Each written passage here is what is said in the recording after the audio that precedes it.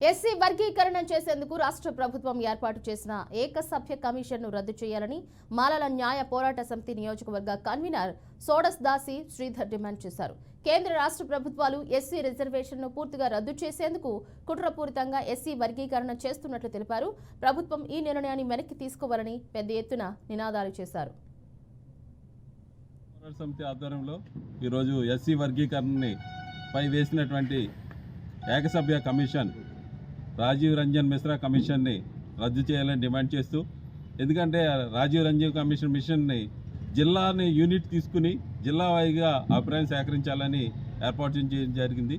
ఇది సుప్రీంకోర్టు తీర్పుకు కానీ రాజ్యాంగ స్ఫూర్తికి కానీ రిజర్వేషన్ల పూర్తిగా విరుద్ధమైనటువంటి ప్రక్రియ.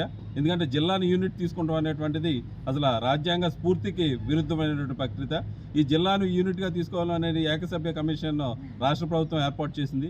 ఈ కమిషన్ని వెంటనే రద్దు చేయాలని మేము కోరుతున్నాం. ఎందుకంటే వీళ్ళకి కావాల్సినటువంటి డేటా అంతా కూడా 2021 జనాభా లెక్కలు జరగలేదు. 2011లో జరిగినటువంటి జనాభా లెక్కలే ఉన్నాయి.